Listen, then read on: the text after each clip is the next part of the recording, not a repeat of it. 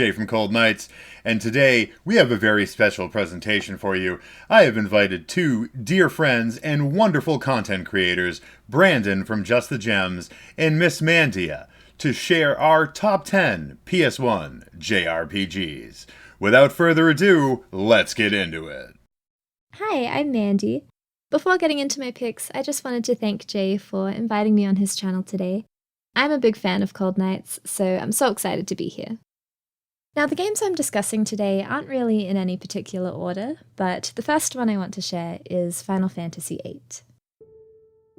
This is a game that has a very special place in my heart, and tells one of my favourite stories in JRPGs. The premise of it is a little unassuming, but when you get to the meat of the game, you discover that it's full of mystery and secrets to uncover. It almost has a certain eeriness to it, where you're playing it through and going on your missions, but you can't shake this feeling that something really big is happening beneath the surface. I remember when I first played VIII, I was really charmed by its graphical design. It was the first Final Fantasy that attempted this more realistic style outside of battle, and maybe the PS1 wasn't quite ready for that, but honestly, I still think it's pretty charming.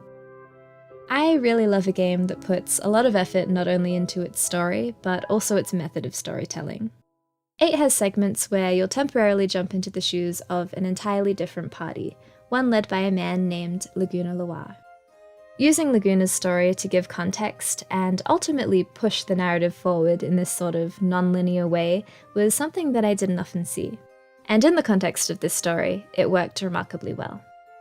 Which leads me to another thing I adore about this game, which is the soundtrack.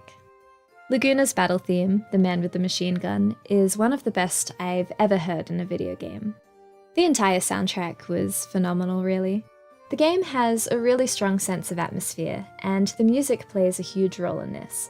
Tracks like Blue Fields and Find Your Way do such a good job of fostering that sense of mystery. And then there's also this very heartwarming side of the game that's embodied in tracks like Love Grows, Roses and Wine, and of course the beautiful vocal track Eyes on Me.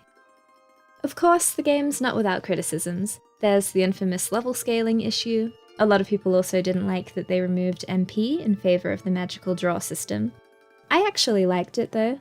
I thought the fact that you had to go out and collect magic from enemies and draw points was really unique, and I had a lot of fun doing it. So yeah, as a whole experience, I adored Final Fantasy VIII, and to this day, its story never fails to sweep me away. My next pick is Final Fantasy IX. I know, another Final Fantasy game, but there's a reason this series is so beloved.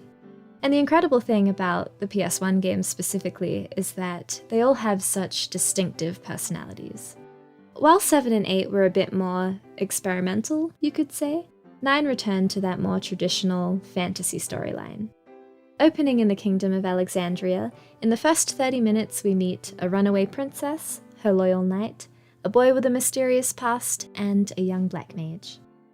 With the game's charming art style and enchanting music, it almost feels like a Final Fantasy fairy tale, something you might find in a storybook.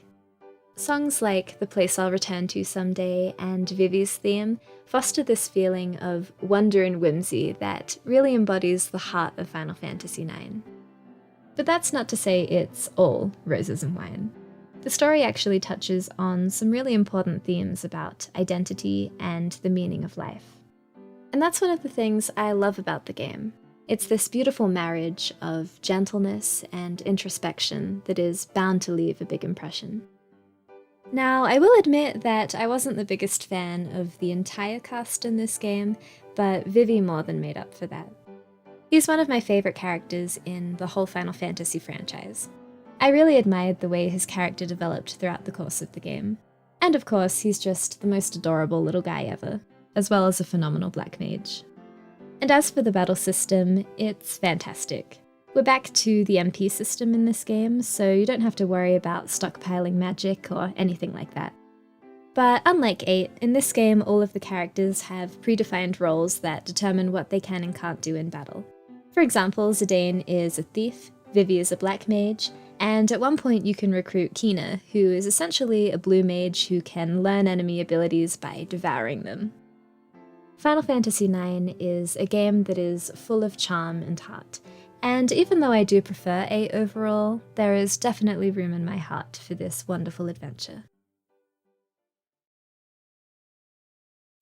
So my third game is one that probably won't be very surprising if you've read my username, and that game is Grandia. Now, I came into the series with Grandia 2, which is my favourite game of all time, but Grandia 1 is a fantastic game in its own right. It's a little different in terms of its themes, but it's still full of that same spirit that made me fall in love with the series in the first place. So Grandia tells the story of a boy named Justin, who wants nothing more than to be an adventurer. When he has the opportunity to leave his hometown and see the new continent across the sea, he jumps at the chance and sets sail for his first grand adventure, closely followed by his childhood friend Sue. The game as a whole really embodies the spirit of childhood innocence and adventure. Of course, in the story and the characters, but also in the beautiful and colourful world they're presented in. That feeling is greatly enhanced by Noriyuki Uedare's fantastic soundtrack. His work in Grandia 2 made a huge impact on me when I was a kid, so when I first played Grandia and got to see the beginnings of some of those themes, it was a really awesome experience. The Grandia series is often praised for its innovative take on the turn-based battle system. Grandia 1 introduced something called the IP gauge, which is a system used for determining turn order. Icons representing each unit's turn are moving on a track, and you can knock back enemies' positions, cancel their turns, and even speed up your own by using different abilities and skills. It's turn-based battle, but with an added layer of strategy that makes it a lot more interesting. Something else I really love about Grandia is its dungeon design. These dungeons were designed for exploring. Yeah, sometimes you might feel like you're getting lost in a maze, but I think having all these different paths to explore and items to find is what dungeons are all about. And because refining your magical abilities is dependent on finding mana eggs out in the wild, you're really incentivized to investigate every nook and cranny. When you do find those mana eggs, it feels very rewarding. Honestly, there are so many more things I adore about Grandia. But most of all, I love that it paved the way for my favourite JRPG to be made years later. I really owe a lot to it.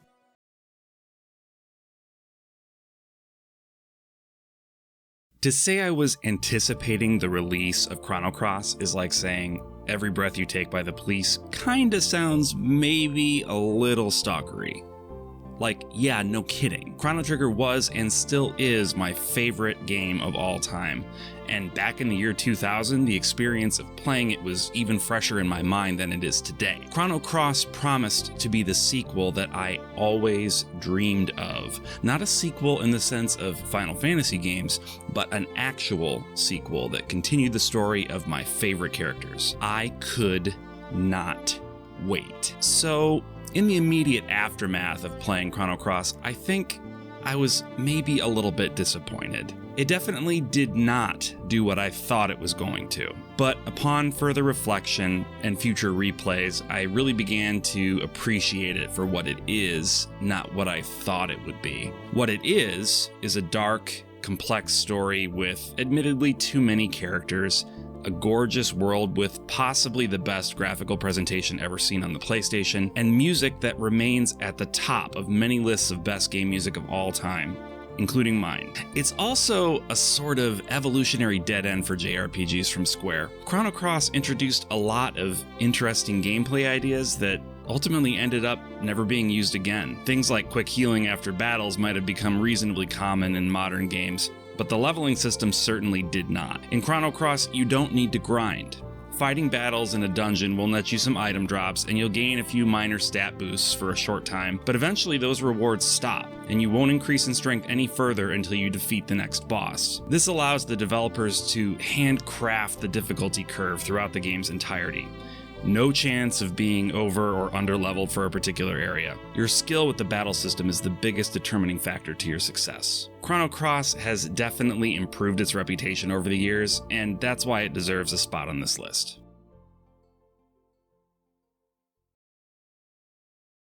The Tales games are great. If you haven't played them, you're missing out on what is the premier action RPG series out there today. One that feels much more like a traditional turn-based JRPG outside of combat, but that opens up into a fun and chaotic blizzard of action once the battles start. It also wasn't very good in its first 2 entries. Someone's gonna kill me for that, but when I sat down to play through the series in its entirety in release order, I started to get a little worried when halfway through Tales of Destiny, that's the second game in the series, I realized I wasn't super in love with either of the games I'd played to that point. Tales of Destiny 2 turned it all around.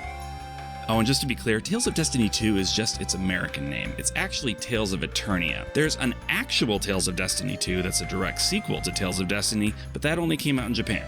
Okay, housekeeping done. Tales of Destiny 2, or Tales of Eternia, is where everything begins to coalesce into the Tales experience I would come to love over the next dozen or so entries. The battles are fast and exciting. The difficulty isn't hair-pullingly awful. The graphics are beautiful. The music is pretty good, which is the highest compliment that I'll ever pay to Motoi Sakuraba. And this was the first cast of characters in a Tales game that I truly enjoyed spending time with. If you can get your hands on it, give it a shot. It's a great entry point to the series. As a kid, seeing I am the Alpha and the Omega, the beginning and the end, the first and the last, fade in at the beginning of Xenogears, I was immediately in love. I can't even fully explain why. Maybe there was a little bit of a rebellious element too, since I was coming from a super religious household, in which I don't think my dad would have been super cool with the game's appropriation of the Christian elements. Somehow, though, I think I just knew I was in for something that would be paradigm shifting. I was already excited to play it, knowing the pedigree behind it. Coming from a lot of the team behind Chrono Trigger, I just had a feeling it would be pretty fantastic at bare minimum. But I was not prepared for how this game would change me. It fundamentally altered how I think about stories and storytelling, and it gave me a love for long, dark, twisted fiction that remains to this day. Graphically, it's like a halfway step between Super Nintendo JRPGs and the next-gen Final Fantasies, with hand-drawn characters and 3D backgrounds. And the battle animations definitely make this feel 16-bit plus. There's a fluidity here that you would never see on a Super NES. Speaking of the battles, there are essentially 2 battle systems here. One for on-foot fights and one for battling in your giant robots called Gears. The on-foot battles are about stringing together combos and unlocking new attacks with strong, medium, or light attacks, whereas the gear battles are about fuel management and doing as much damage as quickly as possible. If you're a fan of the Xenoblade games and you can stomach an old-school JRPG, then I highly recommend you track down Xenogears any way you can. Released in 1995, Suikoden was the start of a large, lucrative franchise for Konami that would go on to include games, the anime, and light novels. Tasked with suppressing skirmishes at the northern border, the famous General Teo McDowell leaves his son to fend for himself, working for the empire their family has always served.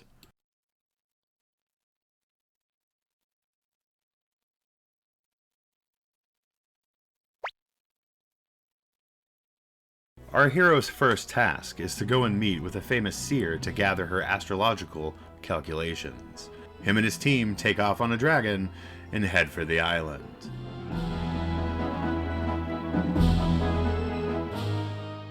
As we first meet the seer, we bear first witness to the beautiful pixel art that is featured throughout the game.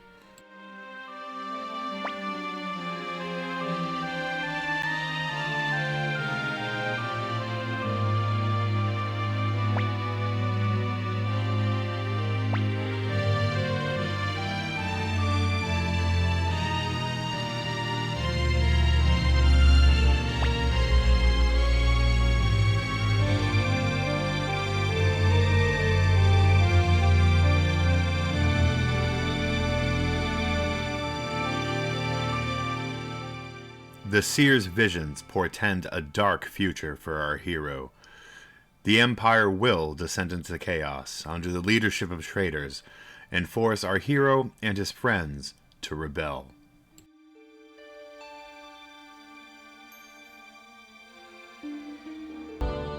The combat is standard fare for your traditional RPG. It does feature a free will option that is convenient for auto-battling weaker enemies. It's also very fun to watch the action unfold after you've chosen your actions.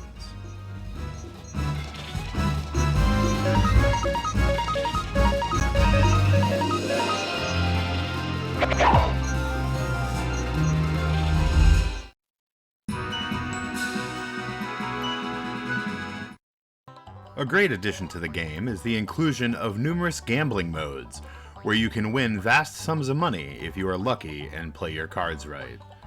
It definitely is needed to outfit the 70+ playable in-battle characters that you can recruit.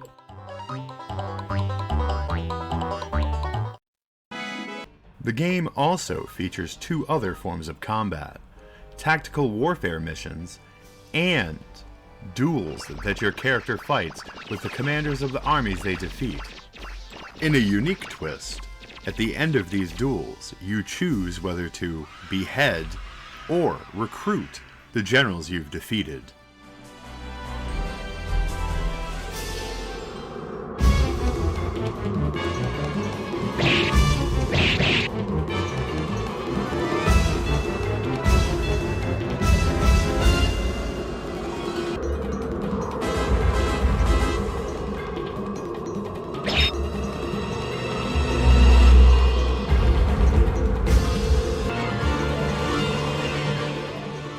All in all, Suikoden delivers a rich, deep story full of political intrigue, betrayal, and tragedy.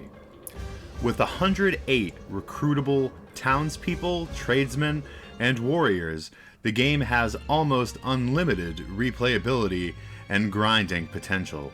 I highly recommend it to anyone that loves old-school JRPGs.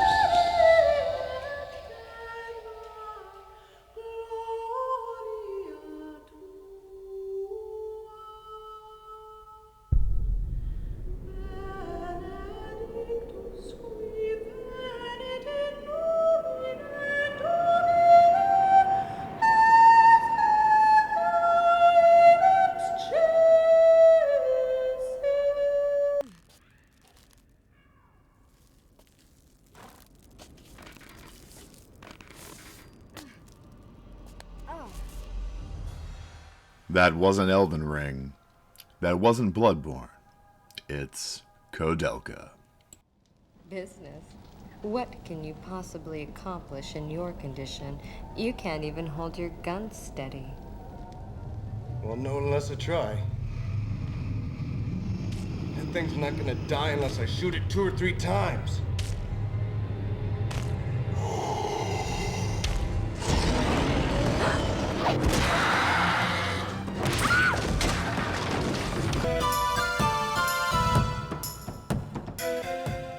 During a time when video games were struggling to find their identity in the new 3D world, Kodelka hit the scene with a unique mix of survival horror, turn-based RPG gameplay, and a chilling Victorian setting.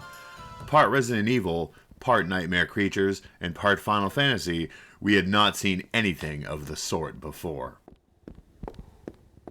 With dark, beautifully pre-rendered backgrounds, tank controls, and even the classic fixed camera angles, Kodelka had its full survival horror roots on display from the beginning. Those heavy footsteps and often locked, blocked, or jammed doors elicit strong nostalgic memories.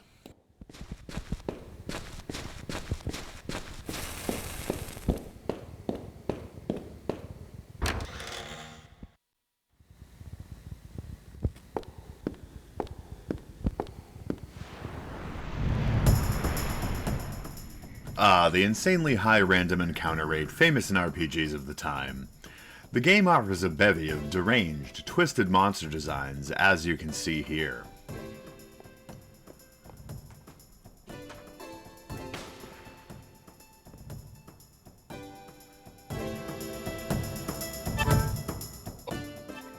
There is a hearty mix of interesting magical spells added as well.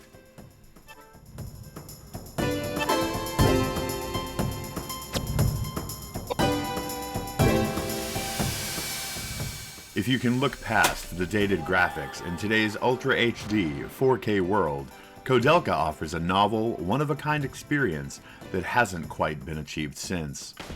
There is that old-school difficulty though, so entering into battle unprepared will see you join the PS1 in the afterlife. Cue the Resident Evil Game Over screen.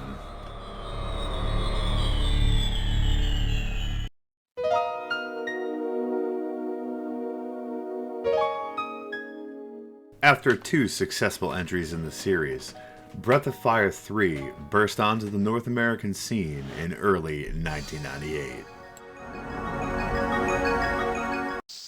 The game opens with a group of miners finding a dragon encased in crystal. And of course, the first thing they do is blow it up and then attack it.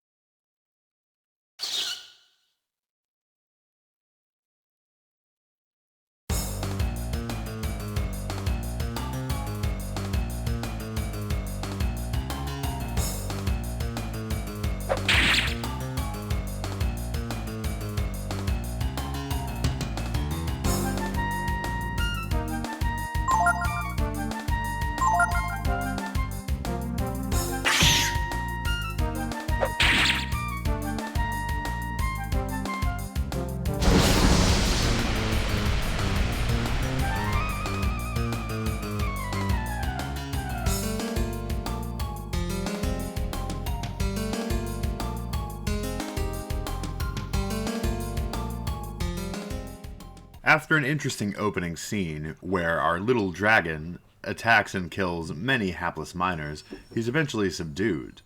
But, while being transported, the cage falls from the train, and, lo and behold, our dragon is a boy. Luckily, he's saved by Ray, who will become a great companion for him later in the game.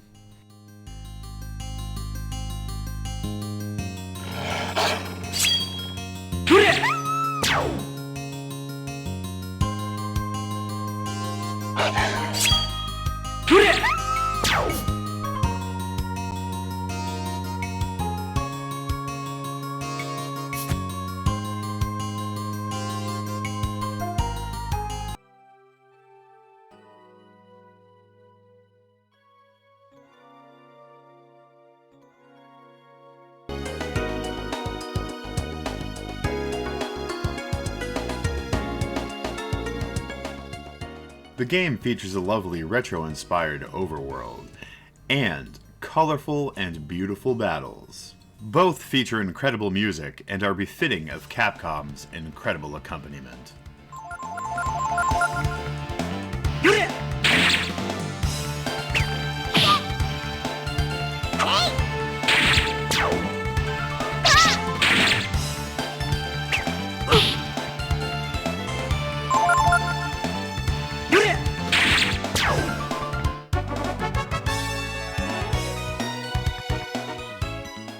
The game features numerous fun minigames, like building an economy and village using fairies, and no role-playing game would be complete without an awesome little fishing game.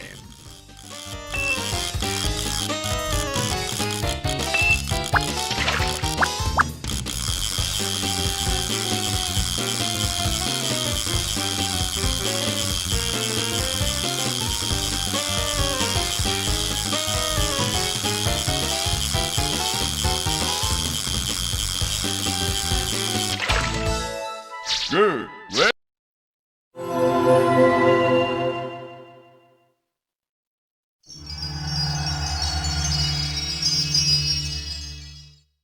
The game is truly something any RPG fan would enjoy. The story is heavy and potent and truly showcases the struggle between good and evil in Ryu's mind and the tragic story of the Dragon Brood clan. In the end, the story begs the question, would you kill God to avenge your friends?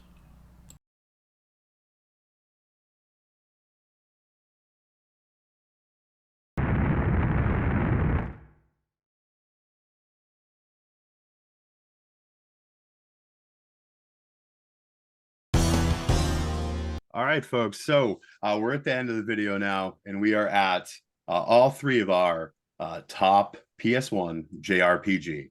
The time has finally come to discuss Final Fantasy VII. So with me, I have the contributors for the video, Brandon from Just the Gems and Hey. MissMandia. And we are going to real quick go over our initial memories with the game, and then we're going to talk some about why it's so special and how much it means to video games as a whole.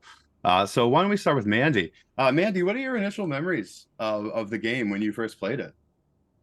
Well, I just remember being really blown away by the story and the music. I do have one specific memory though.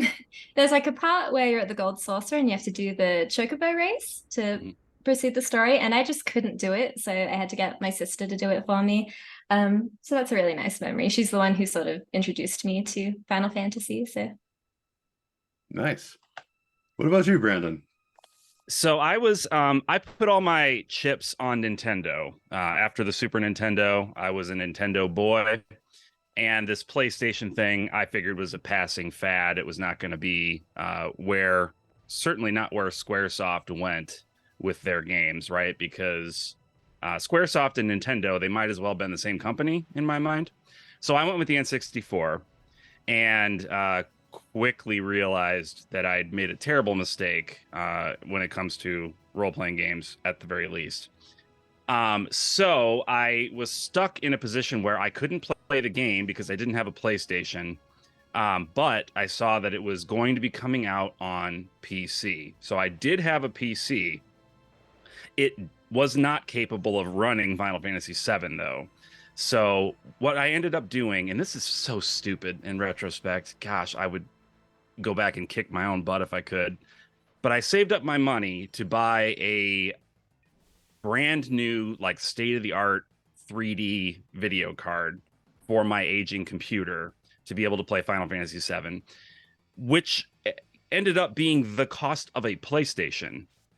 So I spent the cost of a PlayStation to be able to play Final Fantasy VII, and that's it. That's all I bought it for. But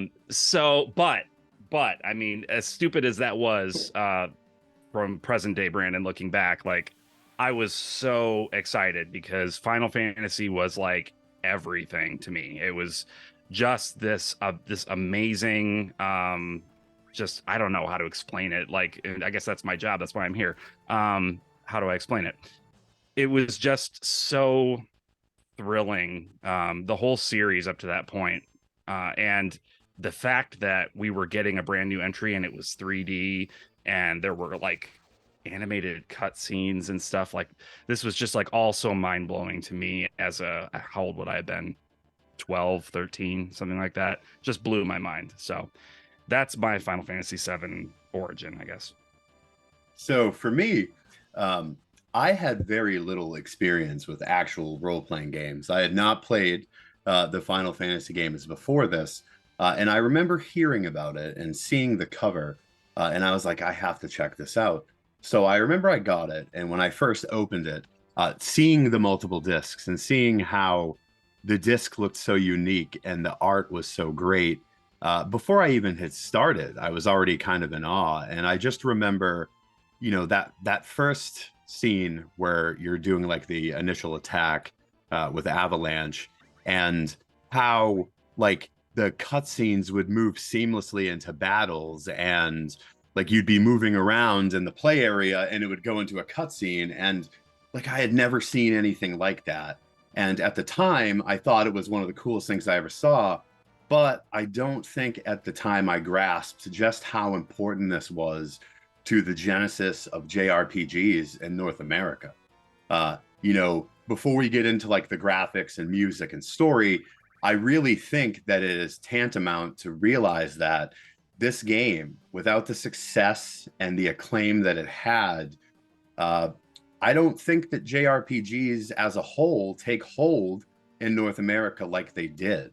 I think it really kind of opened the floodgates, and its subsequent releases in the Final Fantasy series, as well as like Tactics, really brought those things to our shores. And I think that if this game didn't release at that time and in that way and with that marketing, that we wouldn't be playing things like Blue Reflection or Xenoblade Chronicles at all.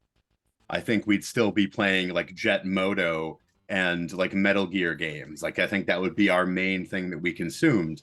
So I think that this game has a lot of personal importance to all of us, but there is a huge importance to the like history of video games, and specifically with role-playing games in general. Really, one of the big things that everyone remembers about the game, what we're going to get to next, is the music. And I think it really, looking back at the other Final Fantasy games, you get to see that there's always been a rich history in the music. But for me, having not experienced those prior, I was completely taken aback by the quality and the effort put into it. So I wanted to get your guys' thoughts on that. Mandy, how did you feel about the music in the game? I loved it. I love that, there are lots of really beautiful, like softer songs, but also really heavy hitting battle themes. And I still listen to them all the time. They're just really motivating and really incredible. Good deal. Do you remember a favorite that you liked from this game specifically? Probably One Winged Angel. Yeah, definitely epic. Brandon, what about you? Yeah, you can definitely like do a full like treadmill run on, to like Those Who Fight Further or whatever. Like there's some very hard butt rocking songs. I think for me it kind of matched up with the progression of my music tastes as well. As Nobuo Uematsu, the composer, was evolving in his style, I feel like I was similarly evolving in what I was interested in, and it was just kind of coincidentally that we were lined up with each other. Maybe he had more of an influence on me than I thought. But one of the things that he did differently in this game was he very consciously like took everything he learned in music school and kind of threw it out and was like, and he had said, like, for example, the main theme of Final Fantasy VII, the world map song that plays, he said he would have gotten thrown out of music school for writing that song for an assignment because it just breaks every rule. But it breaks them in such interesting ways, and like it's masterfully done, right? Like it's clear that he knows the rules, and as an artist, you can feel free to break the rules. You just have to prove that you know the rules in order to be taken seriously. So yeah, I mean his compositional quality was next level. Even if the instrumentation itself, some people have criticized the PlayStation sound chip being a little bit ho-hum or whatever, to me, like I said, again, with the progression coming from the 16-bit era, it was still a step up. It did not feel to me, just because it wasn't Red Book audio like some of these other games where 3/4 of the CD is taken up by the music because they, put a sound recorder in a small studio and had them rock out. Like it's still like it was just stunning. For sure. I remember one of the biggest things. I mean, obviously you have your huge set pieces and stuff like One Winged Angel, but there was so much atmospheric music in some of like the interstitial kind of like exploration scenes, like when you're going through like the village of the ancients and when you're in like the crater. And it was the first time I'd really seen music that so perfectly matched the mood and kind of guided you emotionally into what you should be feeling at that moment. And it supported all of the emotions that the kind of heavy-handed storytelling in the game elicit in you. And for me, it was one of the first times where you had that kind of like musical support to really drive home the message that they were going for. So I do think that it's incredible that they have these, like Titanic set pieces, but so many times I think even more important is just those atmospheric moments during exploration and like small lulls in the game. But I guess the king of it all, and kind of the last thing we're going to talk about, is this overwhelming and massive, beautiful story that this game tells. That really, before it didn't seem like anyone was telling a story that big. So, do you guys have any specific parts of the story that you adored specifically? What about you, Mandy? I don't know if there's anything specific that that really stood out, but I did really like that it was a darker kind of story, especially like with the opening and how, being set in Midgar. I thought that was really interesting. For sure, especially when you really delve into that and kind of look at the morality of what Avalanche was doing. And they've kind of changed that story a little bit as time has gone on. The remake kind of added more of like Shinra aiding in that to try to make the attack bigger and look worse than it actually was. But the bottom line is you're a terrorist. And that can't be avoided. That's a truth. And your team knows that even though it's for what they believed was a just cause, what you're doing could hurt people, and did. And just like in many games, like all of those people with Shinra, they're probably just Joe Schmo guys that are guards and workers in those buildings and those facilities, and they just want to finish their shift and go home to their dog or their wife or whatever, and you're killing them. So I definitely admire that darker part of the story. Brandon, what about you? Was there any specific highlights for you? Yeah, I do want to say real quick, I like that you brought up some of the tweaks that they've made to the story over the years. It really feels to me like, the natural progression of like some younger people doing their best writing at the time and then continuing to improve and finding things like this false flag operation that Shinra pulls, as opposed to Avalanche accidentally having the explosion be too big or whatever. Like they really have improved a lot over the years, and what they've brought to the story as it continues now in this kind of new iteration is really interesting to see. I think as far as a favorite part of the story for me, I think probably just the presentation of Cloud as being, how do I want to put it, either very mentally ill or a liar or both. I think having a main character who is an unreliable narrator, I don't think that we've had, up to that point at least, I don't think we'd really had video games with that. It's not an uncommon trope in like literature or films or whatever, but to have a video game protagonist that we are sort of identifying with, who is lying to the other characters and also kind of to us, like we're being lied to as well. And it just makes the revelations that come near the end of the game so much more interesting because of that. Absolutely. And again, like, my focus in the story is on some of the darker things, specifically with Avalanche, when you have a character like Dine, who was actually an unhinged terrorist and was dangerous and was killing innocent people and was out of control. And in the end, basically has to be stopped by his own comrades. And that, comes up with some pretty sad scenes there. But me personally, my highlight of the story was the horrors of what happened with Shinra and Hojo in those labs and what he did to Vincent and Lucretia. A lot of people didn't necessarily finish off that story and go get Vincent's death sentence ultimate weapon in that cave where Lucretia is, and see what happened to her in the end, being the vessel for Sephiroth, and how heartbreaking the love story between her and Vincent not only is, but then what they did to Vincent, and then how she was left and how she was used and tricked into doing that and birthing such an awful person. And her reward for all that is basically like internal undeath imprisonment in that cave. And so she was always a character that really stood out to me, as a unwitting victim that I think didn't realize the depth and severity of what she was getting into. And then one of the great things about this game is how much it was expanded on with Dirge of Cerberus, with the story with Zack and Eris, with Advent Children. There's just so much more to this, and all the things, Brandon, like you pointed out, that the remake added.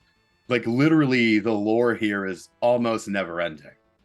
And I think it's something that we can all appreciate until the end of time. And I think it is definitely, I think we can all agree, the greatest JRPG that was ever released on the PS1.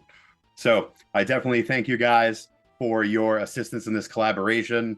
You guys did a wonderful job, and thank you for this roundtable discussion. And I hope you guys enjoyed our video.